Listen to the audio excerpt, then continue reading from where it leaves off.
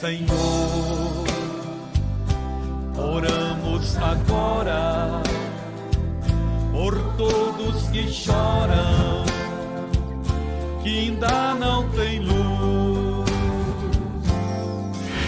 Senhor, dá a eles o pão.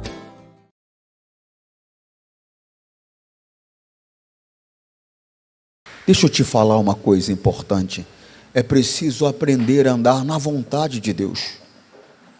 Se eu não aprender a andar na vontade de Deus, eu não vou chegar aonde eu preciso. Irmão, é muito importante que você tenha sucesso aqui. E Deus quer, viu? Não entra nesse negócio não de acreditar que Deus não quer o teu sucesso aqui, porque é mentira. Deus quer. Ele quer que você tenha prosperidade. A prosperidade é um dom de Deus. Ele quer que você tenha prosperidade. E quando nós ouvimos a palavra prosperidade, nós pensamos somente em dinheiro, né? Progresso financeiro, progresso material. Mas prosperidade não é só isso.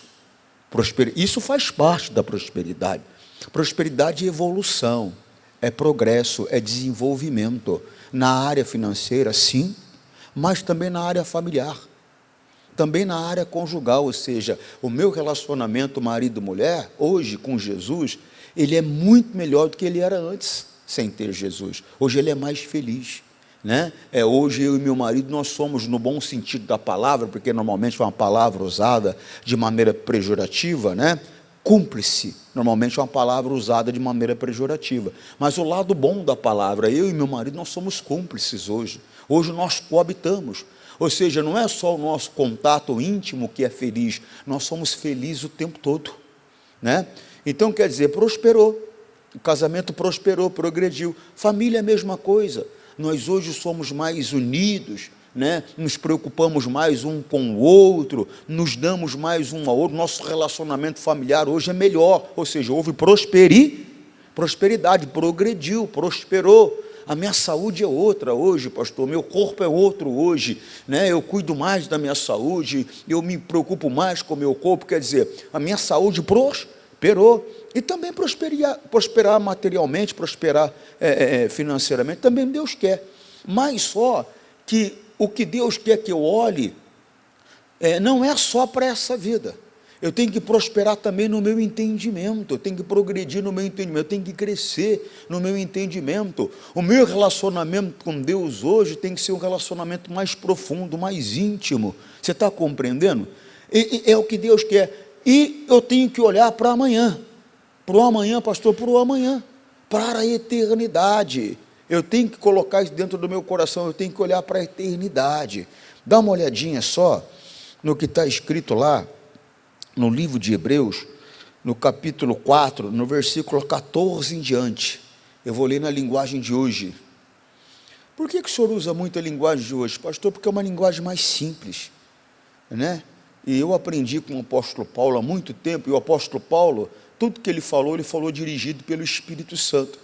Então eu aprendi com o apóstolo Paulo há muito tempo atrás, que ele, apesar de ter tanto preparo, ter tanta cultura, e ele tinha um preparo muito grande, uma cultura muito grande, mas o apóstolo Paulo, ele procurava falar com simplicidade de palavras. Para quê? Para que o poder do Evangelho não se tornasse vão, né? Por quê? Porque se a pessoa não tiver a compreensão, não adianta nada, né? Não adianta só eu ter a compreensão, você tem que ter a compreensão. Então, quanto mais simples, melhor. Preste atenção, ó. Portanto, fiquem firmes. Irmão, nós temos que ficar firme. Por quê, pastor? Tem pessoa que não é firme na fé, tem pessoa que não é firme, tem pessoa que uma hora você encontra ela, como é que está? Está tudo bem, ela está andando com Jesus. Dali um pouco você encontra ela está andando de acordo com o que o mundo anda, ela está vivendo de acordo com o que o mundo vive. Não, eu tenho que estar firme na fé, eu tenho que estar firme na minha fé, na minha confiança. Irmão, eu fico vendo, por que você não está vindo da igreja? Não tenho te visto vir à igreja. Porque eu não estou muito bem, mas você está bem para ir trabalhar. Como é que você não está bem para vir para a igreja? Irmão, é história. Ele não está firme na fé, e nós temos que estar firme na fé. Portanto, fiquem firmes na fé que anunciamos, nas orientações, nas palavras que nos são dadas. Nós temos que estar firmes naquelas palavras, pois temos um grande sacerdote poderoso, Jesus, o Filho de Deus, o qual entrou na própria presença de Deus. Ele é o nosso sacerdote poderoso. O que é um sacerdote? Na verdade, ele é o sumo sacerdote. Ele é o sacerdote dos sacerdotes. Qual é a função de um sacerdote, pastor? Interceder. Ele é o nosso intercessor poderoso. Ele está na presença de Deus intercedendo por mim e por você. Ele é um intercessor poderoso. Presta atenção nisso aqui, ó. Portanto, fiquemos firmes na fé que anunciamos. Ficamos firmes na fé que anunciamos. Pois temos um grande sacerdote poderoso, Jesus, o Filho de Deus, o qual entrou na própria presença de Deus. Segue. O nosso grande sacerdote não é como aquele que não são capazes de compreender as nossas fraquezas. Pelo contrário, temos um grande sacerdote que foi tentado do mesmo modo que nós, mas não pecou. Então ele foi tentado. Como nós somos tentados, ele foi tentado. Ou seja, ele não é um sacerdote que tem uma teoria do que é ser um ser humano. Ele não tem uma teoria, não. Ele tem a prática do que é ser um ser humano. Então ele sabe qual é a minha estrutura, ele sabe qual é a tua estrutura. Por quê, pastor? Porque ele teve a mesma estrutura que eu e você. Eu tenho procurado falar sempre para as pessoas: você sente frio? Ele sentia frio. Pastor, de vez em quando me dá uma vontade de ir ao banheiro, uma dor de barriga, nele também. Era a mesma estrutura. Pastor, de vez em quando vem querer me dar uma tristeza, nele também. Pastor, de vez em quando, sabe, vem, surge assim como se uma insegurança, uma tristeza, nele também. Nele também, pastor, nele também. O senhor está querendo me dizer que Jesus ficava triste? Você está querendo me dizer que Jesus, ele sentia uma certa insegurança às vezes? Sim. Vamos dar uma olhadinha nisso, lá no Getsemane. Quando ele estava no Getsemane, ó, ele mostra toda a humanidade dele. Porque às vezes você não entende. Jesus sentia a mesma coisa que você e eu. O mesmo jeitinho que você sente, ele sentia. Só que com uma diferença grande. Qual era a diferença? Ele não se rendia. Ele não se entregava aos sentimentos. Ele mantinha os olhos dele firme nas orientações que Deus dava. E é isso que nós temos que aprender a fazer. Você está compreendendo? Por mais que eu sinta algo, por mais que surja algum sentimento, eu não me deixo levar pelo sentimento, eu não me deixo levar pelas circunstâncias de momento, eu mantenho meus olhos firmes na palavra, ou seja, eu mantenho a minha fé firme, eu me mantenho firme na fé. Está compreendendo? Olha lá, Mateus 26, 36. Jesus foi com os discípulos para um lugar chamado Getsemane. Ele disse: sente-se aqui, enquanto vou ali orar. Segue. Então Jesus foi levando consigo Pedro e os 2 filhos de Zebedeu. Aí ele começou a sentir uma grande, como é que é? Tristeza. E não era só tristeza não, ele ficou aflito. Deixa eu explicar para você melhor aqui. Ele estava ensinando os discípulos, 40 mil pessoas mais ou menos. Aí ele se afastou, despediu aquela multidão e se afastou com 11 dos apóstolos, que também eram discípulos. Desses 11 que ele se afastou com eles, ele pegou 3 com ele ali e se afastou um pouco mais para orar. Aí ele começou a sentir uma tristeza muito grande e uma aflição também. Por quê, pastor? Ele ia passar por um momento difícil. Antes de passar por um momento difícil, às vezes vem uma tristeza e às vezes vem uma aflição. Por quê, pastor? Essa é a nossa estrutura. Era a mesma estrutura de Jesus. Não era diferente. O diferente era o comportamento que ele tinha de alguns de nós. Alguns de nós não. Alguns de nós têm o mesmo comportamento que Jesus tinha. Qual era o comportamento? Mantém os olhos na palavra. Mantém-se firme na fé. Jesus, ele mantinha-se firme na fé. Ele confiava naquilo que o Pai falou para ele. Mas, todavia, os sentimentos vieram. Mas ele não se deixou abalar pelos sentimentos. Ele não se deixou abalar pela tristeza que surgiu, ou pela aflição que surgiu. Ele manteve os olhos naquilo que Deus falou com ele. E nós, muitas vezes, não mantemos os nossos olhos. Nós nos abalamos. Não posso me abalar. E o que eu faço, pastor, quando a tristeza e a aflição vêm? O que Jesus fez? O que ele fez? Orou. Eu devo orar. A Bíblia diz que aquele que está triste deve fazer o quê? Orar. Em vez de eu me entregar à aflição, em vez de eu me entregar à tristeza, em vez de eu me entregar ao sentimento, não, eu vou orar. Eu vou clamar a Deus, eu vou pedir o socorro, vou pedir a ajuda de Deus, eu vou pedir que Ele me fortaleça. Você está compreendendo, sim ou não? Então foi, levando consigo Pedro e os 2 filhos de Zebedeu, 3 pessoas. E ele começou a sentir uma grande tristeza, segue, e aflição, segue. E disse a eles: a tristeza que estou sentindo é tão grande, que é capaz de me matar. E fiquem aqui, vigiem comigo, ou seja, eu estou precisando da ajuda de vocês. Por quê, pastor? Irmão, Jesus precisava de alguém ali do lado. Às vezes, na nossa dificuldade, na nossa tristeza, nós precisamos de alguém que nós podemos confiar, que nós podemos conversar. Ontem, já tarde da noite, eu estava conversando com uma pessoa. Ela estava triste, ela estava angustiada, ela estava precisando de um apoio, tarde da noite já. E eu estava com uma palavra de Deus para dar para ela, e dei. Irmão, nós temos que ter esse entendimento, que é normal, é natural, muitas vezes, o nosso coração se entristecer. É natural, muitas vezes, nós sentimos aflição. O que não pode, irmão, acontecer, é eu tirar os meus olhos daquilo que Deus falou comigo. Eu tenho que confiar na palavra que Ele deu para mim. Eu tenho que manter os meus olhos firmes, fixos na palavra que Ele deu para mim. Volta lá em Hebreus capítulo 4. Agora é o versículo 15. O nosso grande sacerdote não é como aqueles que não são capazes de compreender as nossas fraquezas. Pelo contrário, temos um grande sacerdote que foi tentado do mesmo modo que nós, mas não do mesmo modo que nós.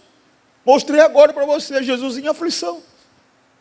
Só que, diferente de muitos de nós, Ele não pecou, e às vezes nós pecamos. Quando é que eu peco? Quando eu tiro os meus olhos daquilo que Deus falou, para dar atenção aos meus sentimentos.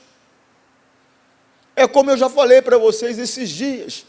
Alguém vem falar, às vezes eu não vou à igreja, porque eu estou com preguiça, eu estou cansado, eu não estou bem. Irmão, às vezes eu, Antônio Borges da Silva Júnior, estou cansado. Às vezes eu também, Antônio Borges da Silva Júnior, estou com preguiça. Mas por que é que eu venho? Porque eu tenho um compromisso com Deus. Eu mantenho os meus olhos firmes no que Ele me falou. Eu não mantenho os meus olhos firmes nos meus sentimentos, no que a minha carne produz. Você não pode manter os seus olhos no que a tua carne produz. Jesus não manteve os olhos dele no que a carne dele produziu. A carne dele produziu tristeza. A carne dele produziu aflição, angústia. E há um ponto que ele declarou: estou a ponto de morrer de tanta tristeza, de tanta dor. Mas ele manteve-se os olhos dele firmes naquilo que Deus falou para ele, nas promessas que Deus fez a ele. Você está compreendendo? Sim ou não? Não pode se abalar. É que está difícil, pastor, eu entendo. Mais do que eu entendo, Jesus entende. Que às vezes é difícil mesmo, que às vezes é complicado mesmo, mas nós temos que seguir o exemplo dele. Ele manteve os olhos dele firmes na promessa que Deus fez, não se deixou abalar, apesar da tristeza ter aparecido, apesar da aflição ter aparecido, ele não se deixou levar pelos sentimentos. Você está compreendendo, sim ou não? O nosso grande sacerdote não é como aqueles que não são capazes de compreender as nossas fraquezas. Pelo contrário, temos um grande sacerdote que foi tentado do mesmo modo que nós, vírgula, mas não pecou, segue, não pecou. Por isso, tenhamos confiança e chegamos perto do trono divino, onde está a graça de Deus. Ali receberemos misericórdia e encontraremos graça sempre que precisarmos de ajuda. O que eu tenho que fazer então? Eu tenho que chegar a Deus em oração. É assim que eu chego diante do trono da graça. Vou diante dele: Deus, estou triste, estou angustiado, meu coração está amargurado. E fala para ele o motivo, devido às dificuldades que eu estou enfrentando. O problema qual é? É financeiro, Deus. O problema qual é? É conjugal. Eu e minha esposa, nós não estamos nos dando bem. Eu e meu marido, nós não estamos nos dando bem. Eu não estou correspondendo, talvez é ele que não está correspondendo. E isso está me causando tristeza, está me causando angústia, agonia. Mas eu estou aqui diante do Senhor porque eu creio na tua palavra.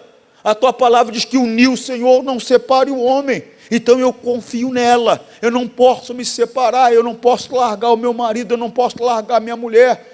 Eu não posso me deixar abalar por causa da dificuldade que surgiu. Mas eu sou sincero com o Senhor, eu sou sincera com o Senhor. Eu estou triste, eu estou angustiado, e a angústia está a ponto de me arrebentar, de me matar, de me destruir. Mas eu não quero, eu não posso aceitar. Por isso eu estou diante do Senhor, acreditando que aqui eu vou encontrar o socorro que eu preciso. Quando eu digo aqui, é diante do trono. Por isso, presta atenção nisso aqui, ó. Tenhamos confiança. Confiança em quem, pastor? Na palavra. Confiança no que Deus falou. Confiança nele. Confiança em Jesus. Amém? Amém?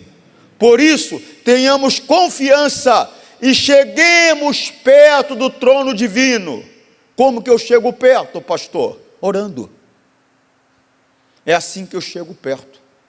Por meio da oração. Você está compreendendo? Orando. Chegamos perto do trono divino. Onde está a graça de Deus? O favor dele. Ali receberemos misericórdia. E encontraremos a graça sempre que precisarmos de ajuda. Às vezes no homem eu não vou encontrar ajuda, mas nele eu encontro. No homem não encontraremos, às vezes, pastor, não. Quer ver? Volta lá, Jesus no Getsemane. Volta lá. Às vezes no homem nós não vamos encontrar.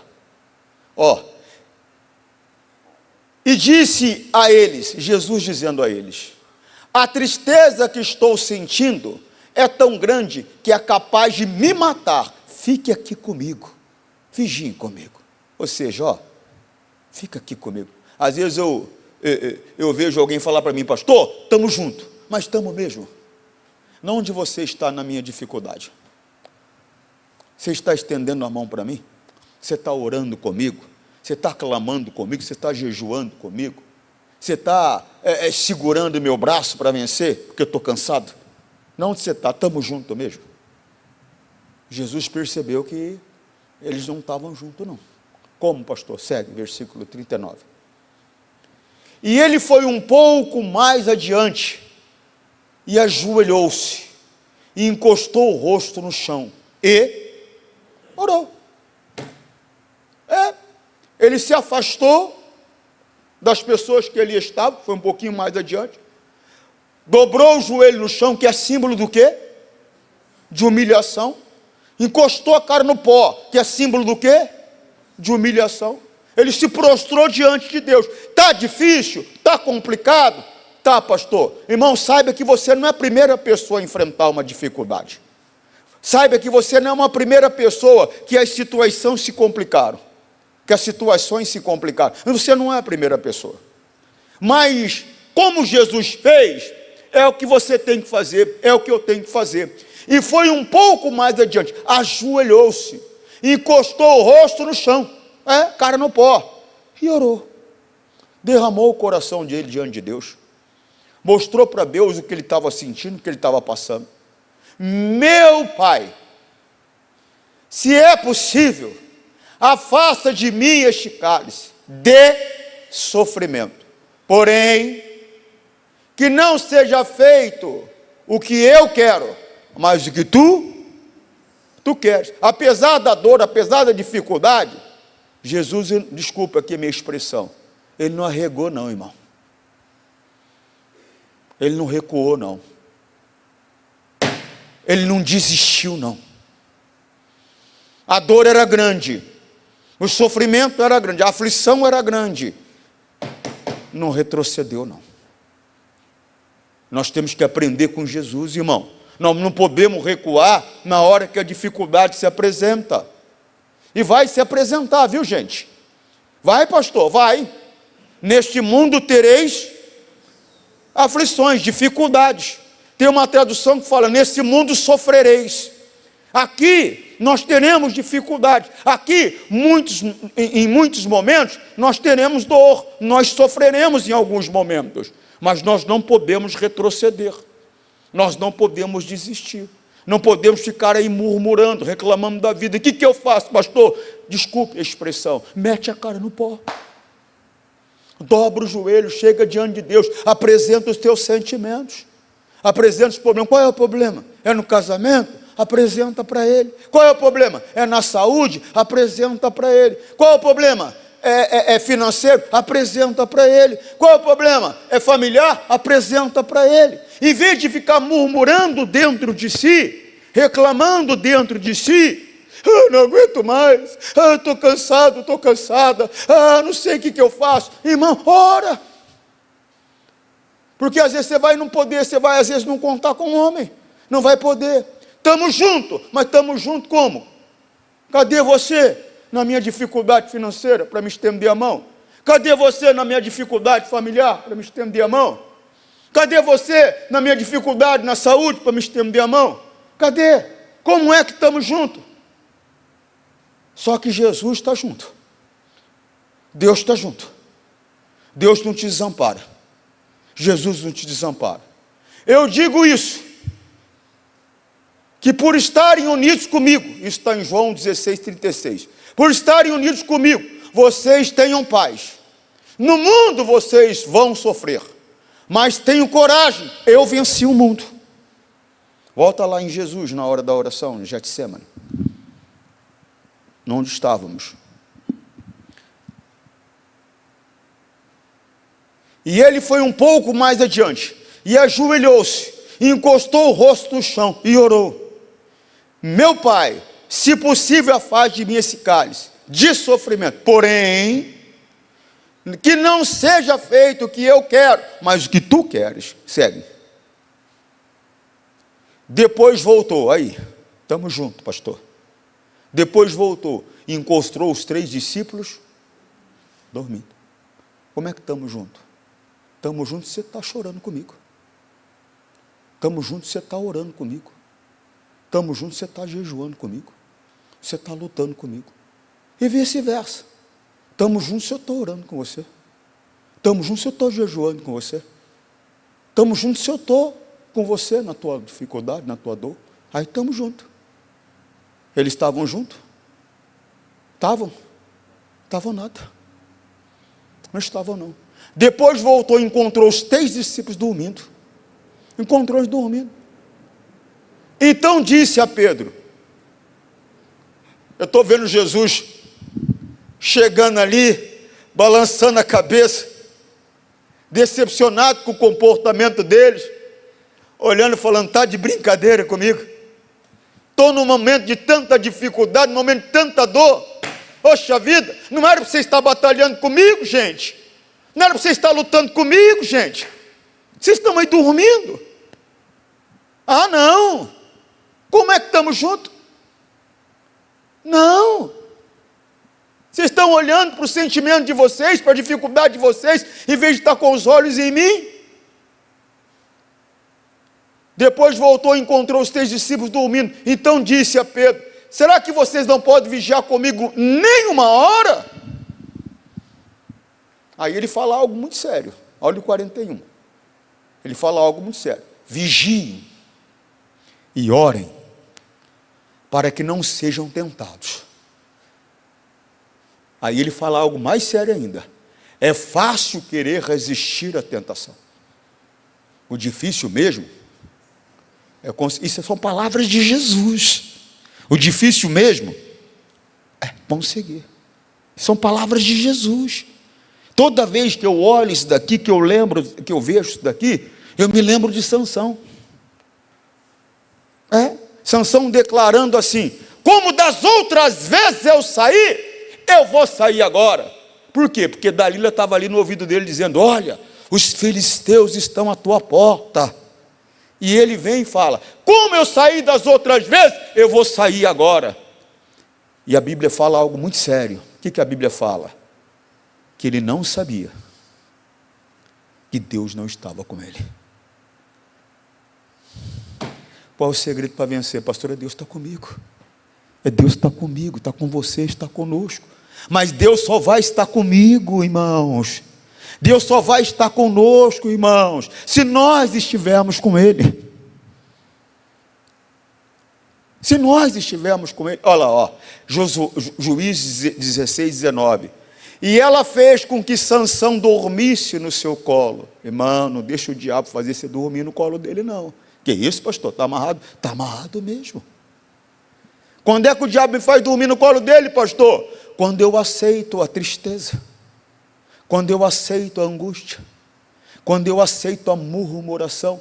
Jesus estava sentindo tristeza, estava sentindo uma aflição, mas ele não aceitou. Ele foi se colocar diante dos pés do Pai, foi jejuar, foi orar, foi clamar, foi buscar. Naquele momento ali, era de oração, de clamor, de dor. Quando eu falo foi jejuar, foi clamar, foi buscar, por quê? Porque foi essa a história de toda a vida de Jesus. Ele não se entregou às dificuldades.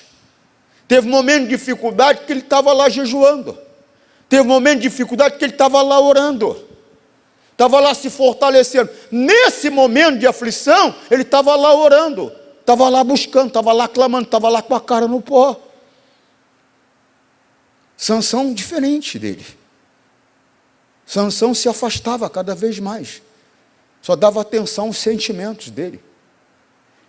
E ela fez com que Sansão dormisse no seu colo. E em seguida chamou os homens.